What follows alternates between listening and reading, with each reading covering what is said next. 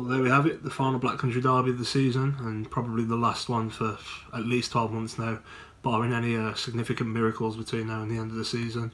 That result all but confirms our fate and as a side going down this season, I think. But yeah, Albion 1, Wolves 1. You know, it was a strange game, really. I think it was very much a game of two halves. I do think that Wolves were the far better team in the first half. You know, they created far more chances than we did, and they were content to, you know, perhaps owing to the conditions, have a pot from distance whenever they got half a sort of goal, really. And, you know, on another day, any one of those could have taken a bobble or a deflection, and, you know, unsighted Sam Johnson and seeing them going in more than 1-0 ahead. We did have a nice little spell towards the end of the first half, but I think, you know, we failed to kind of make any of our possession of the ball at that point count. And then obviously Wolves go ahead and score after, you know, it was a lovely move, to be fair, but yeah, it was obviously unfortunate. However, the move alone probably deserved a goal. Well, there it is, 1-1 in the end. A really hardly fought draw in the conditions as well. I thought Wolves were probably the better team on balance. They moved the ball around better than they have done in quite a few games, really. I think they've been quite an out-of-form team for the last couple of months, but they seem pretty on it today. Oh dear, that's upsetting, isn't it, eh?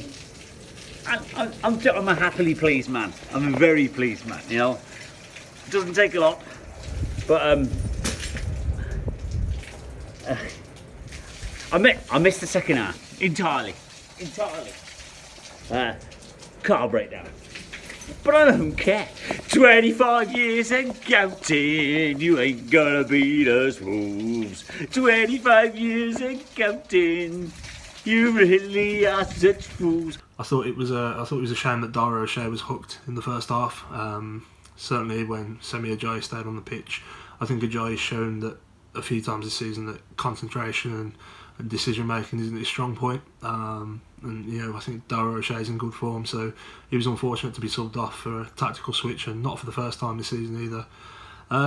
But yeah, second half we came out and we improved. You know, we just couldn't really get a foot on the ball in the middle of the park and string a few passes together going forward. I think a lot of our play today, a lot of our attacking play today, came in the form of either of our fullbacks lumping the ball at the pitch, and I think in the conditions, you know, if we'd have kept it on the deck, ball would have been fast moving. You know, we might have got something going and potentially produced a few more chances and possibly goals. Glad that Big Sam switched it up. I thought it made a difference instantly. Bit gutted for Dara O'Shea to go off, but it was what needed to happen. And from then on, we managed to create some big chances. I actually thought we had the better of the big chances in the game. Gallagher's got to score. I don't know why he hits it straight at the keeper, but he does. I think a lot of the players out there felt the pressure tonight. Big chance for Diagne with the header as well. I mean, it's obviously good defending in the end, but I'm glad that he does get his goal in the end. He gets into some great positions. I think we've probably said this so many times this season, but he could have scored maybe 8 or 9, 10, even 10 goals with the amount of big chances that he's had this year. Pereira looked on it from the get-go, probably my man of the match for us, really. I've not seen him run around like that. I know he's quite an industrious player, but he was really, really on it today. He seemed to want it from the first whistle to the last, so credit to him. Oh, he picked the wrong team.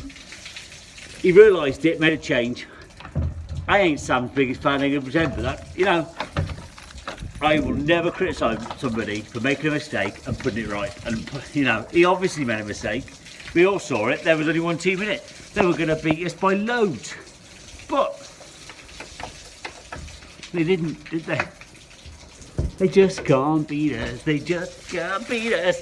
Wolves can't beat us no more. You can hear the rain. I'm not having a good time.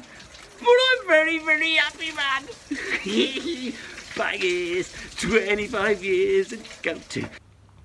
Yeah, you know, it's disappointing not to win. I think Wolves will be more disappointed with that result, though, given that they, on the balance of things, probably were the better team. Yeah, you know, it's if nothing else, it's nice to be unbeaten against them this season. But would have been nice to get all 3 points and hopefully keep us in the division. But I think that's it now. I guess looking forwards now, there's talk of if we're going to have Big Sam next season or not. I've previously sort of wanted a project manager in rather than Big Sam staying, but I'm coming around to the idea. But there's going to have to be some big conversations in the coming weeks, because is he still going to want it next season? It's a long hard year, and now that relegation's actually sealed up and things like that, the mood could drop in the club. So we'll have to see what happens, but boing boing. Hey, come on Albion. I'm good and happy. Unbeaten by Wolves. 4 points off Wolves. We should have beat. Villa should have had 1 win each. Happy days. Come on, baggies. You can go out. Go on your holiday. Send the first team on holiday. Put the kids out. I don't care. I don't care anymore. We're down, but I'm happy. They can't beat us. Albion for life.